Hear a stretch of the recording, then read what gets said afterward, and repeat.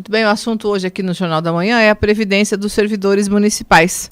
Temos alguns assuntos para tratar, algumas novidades para trazer também aí para o nosso ouvinte, para o nosso internauta, em relação à Previdência dos servidores. E para isso já estamos aqui no estúdio com o Lineu Viana de Oliveira, ele que é o presidente do IPRC, que é o Instituto de Previdência aqui do município. Bom dia, seja bem-vindo, Lineu. Bom dia.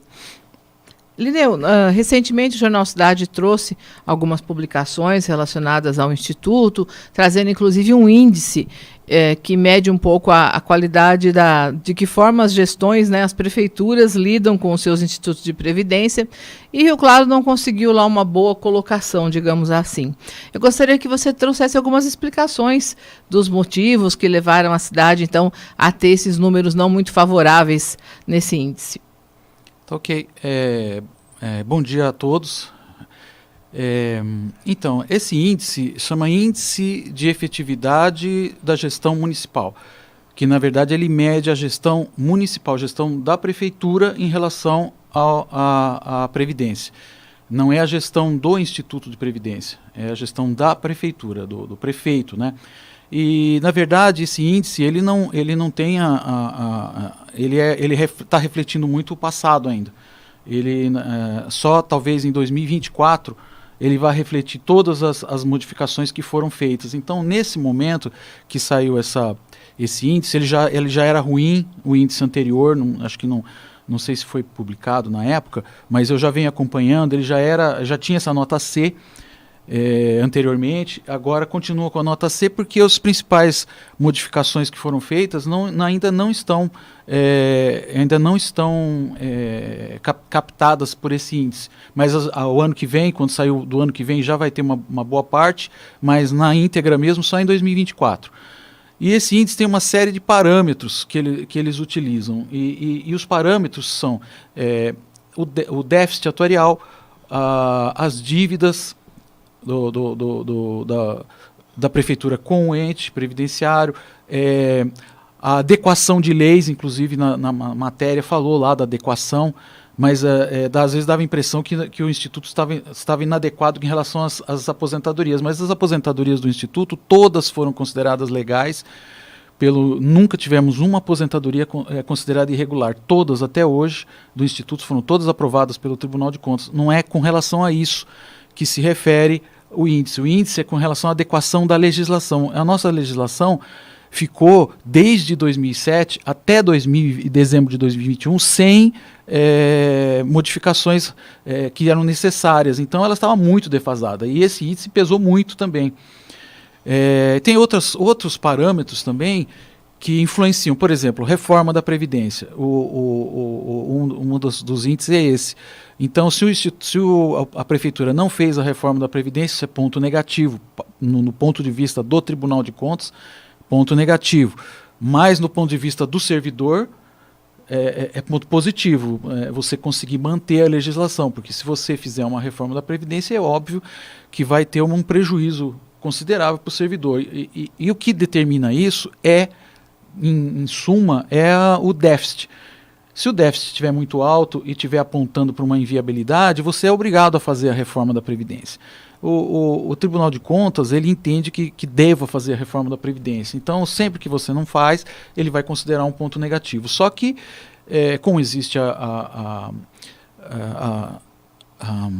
autonomia municipal, né?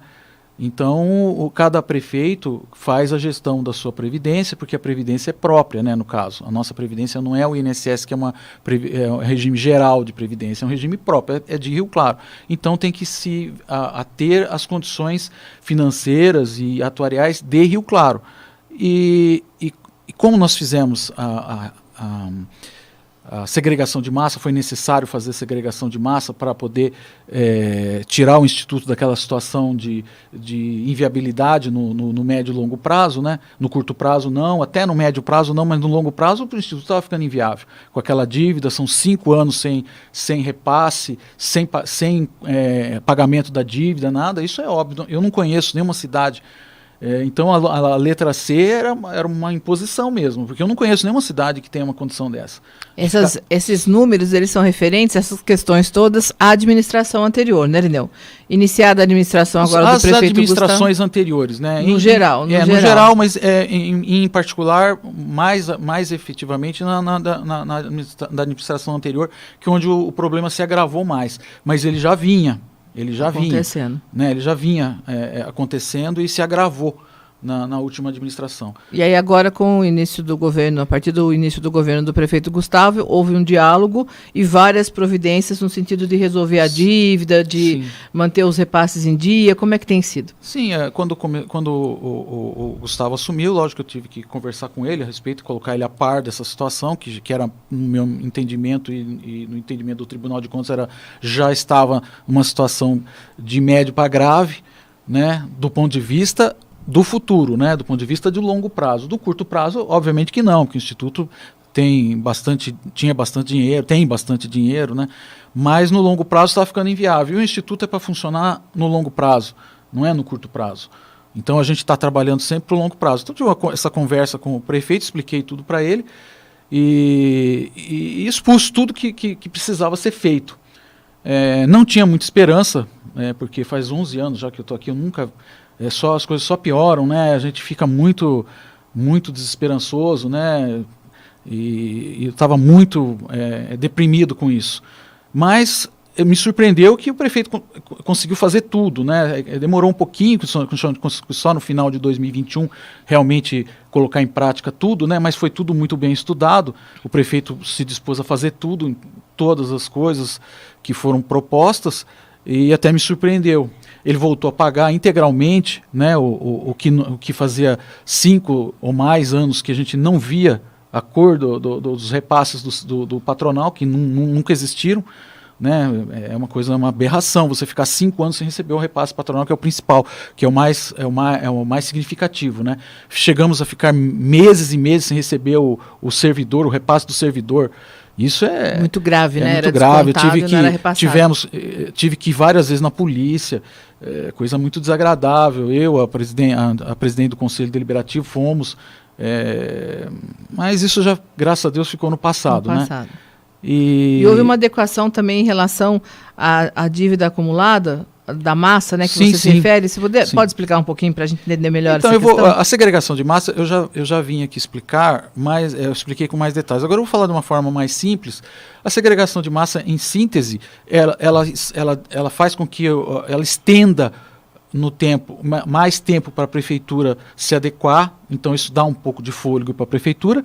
E, em contrapartida, a prefeitura assume uma parte maior das aposentadorias. Essa que é a questão das massas. Massa, na verdade, é a massa de servidores.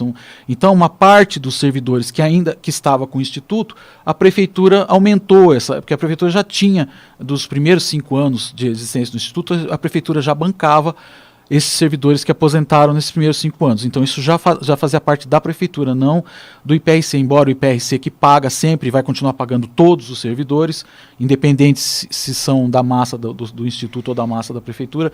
Isso é uma dúvida que o servidor tem. O pagamento vem pelo Instituto. O Instituto é que paga e o cálculo atuarial inclui todos, nunca separa nada. Essa separação é uma separação contábil apenas.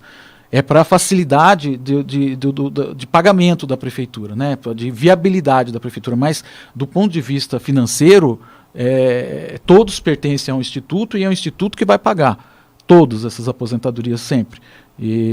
Agora, no caso da segregação, uma parte da massa de servidores que estava para o Instituto tirar dos fundos, tirar desse patrimônio, uma parte foi passada para a prefeitura, quer dizer, a prefeitura que vai bancar isso no longo prazo, não vai sair dos cofres do Instituto, vai sair dos cofres da prefeitura. Mas para a prefeitura foi bom porque ela alongou o prazo. Ela tinha uma dívida muito alta, que não tinha condições de bancar, né, no curto prazo, isso foi alongado, então a prefeitura ganha um fôlego, né, mas ela tem que começar a pagar, foi o que aconteceu, a prefeitura já está pagando a dívida, então ela já está amortizando a dívida, coisa que nunca aconteceu, desde que começou a se formar a dívida nunca foi amortizada, porque ela nunca foi paga, né? Então, qual era o valor quando começou essa negociação com a administração atual? Estava corrigida devia estar mais ou menos em 260, 270 milhões. A gente não chegou a gente corrigiu alguma parte, né? E agora já amortizou bastante, a dívida já diminuiu. Com pouco tempo que está pagando, já diminuiu. E se continuar pagando, ela vai se resolver ao longo do tempo. Né? Para você ter uma ideia, o nosso patrimônio líquido hoje são quase 460 milhões. Mas o nosso patrimônio mesmo do Instituto está beirando os 800 milhões. Porque o patrimônio do Instituto é o patrimônio líquido, quer dizer, o dinheiro em caixa, que já está em caixa, e aquele que é devido ao Instituto, mas que por razões aí dos administrações anteriores que não honraram com os pagamentos, não está nos caixas do Instituto, mas está registrado. Se você somar esses dois, vai ficar próximo de 800 milhões. É valor a receber, não é? Isso.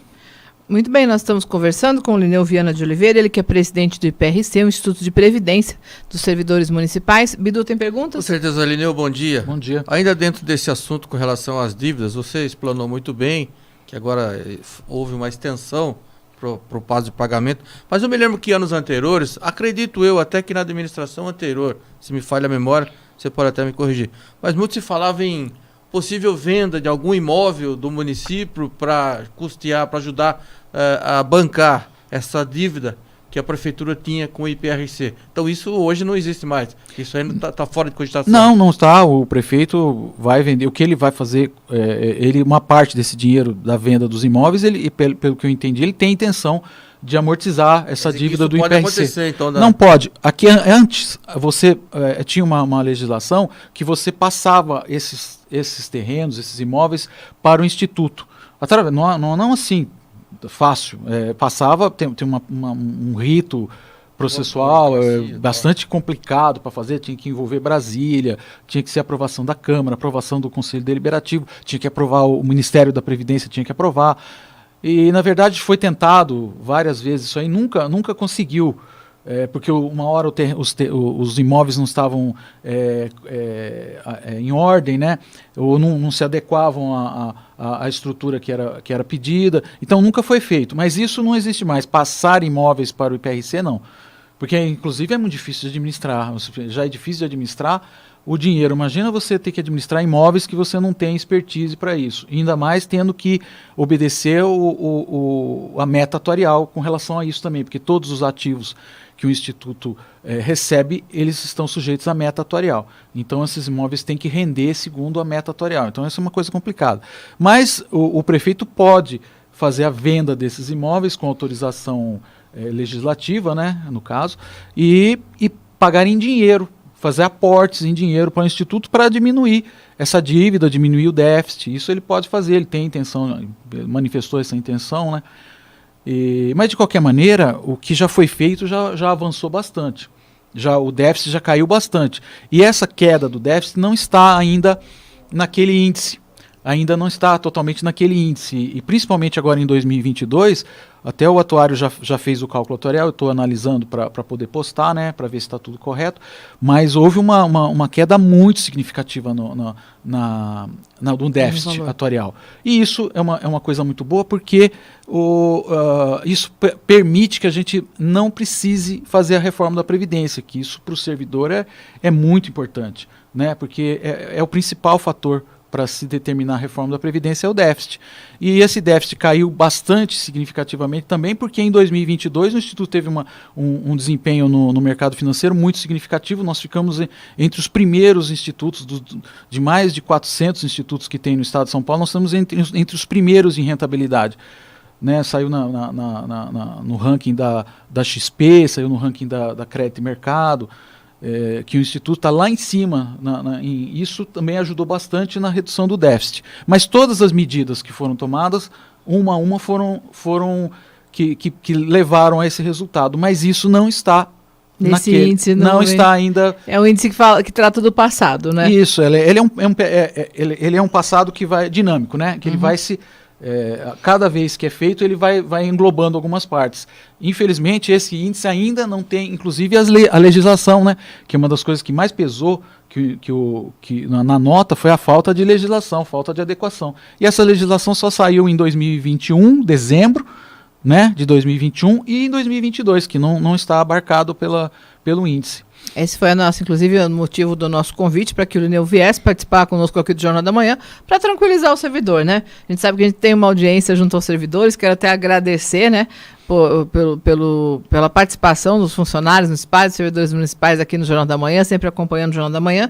Então a gente pode dizer que hoje, né, Lineu, temos uma situação muito mais tranquila do que nas suas visitas aqui, nas suas entrevistas anteriores. Eu acho que vocês lembram, né? Sempre era uma coisa muito negativa, muito... porque só piorava, né? A única notícia boa é que o Instituto ainda era saudável, nunca deixou de ser saudável no curto e no médio prazo, mas no longo prazo estava inviabilizando. E se inviabilizar no longo prazo, é inviável. Isso era uma coisa muito grave. Hoje, o panorama é totalmente diferente. É impressionante a mudança só em 2 anos.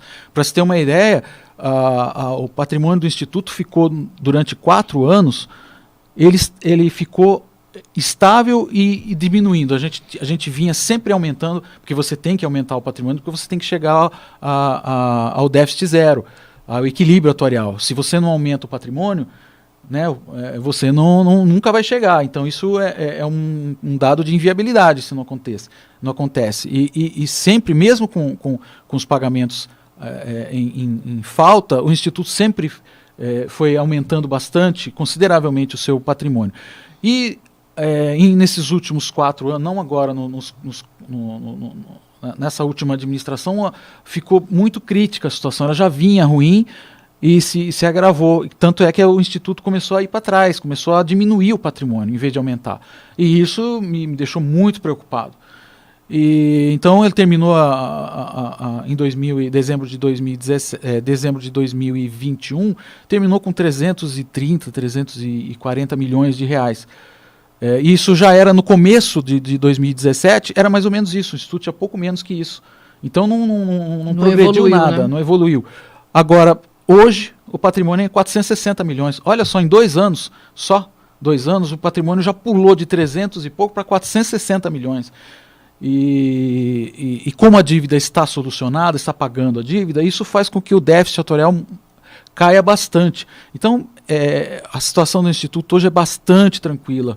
Nunca foi tão tranquila, né? Nunca tive nem tinha esperança que isso fosse acontecer em tão pouco tempo, né? Eu espero que as administrações sucessivas aí continuem isso aí, né? Porque para os servidores isso é fundamental, né? Com certeza, trabalhar com tranquilidade, sabendo lá que a sua aposentadoria está garantida. O servidor contribui para isso, né, Lineu? É um direito dele depois usufruir dessa aposentadoria.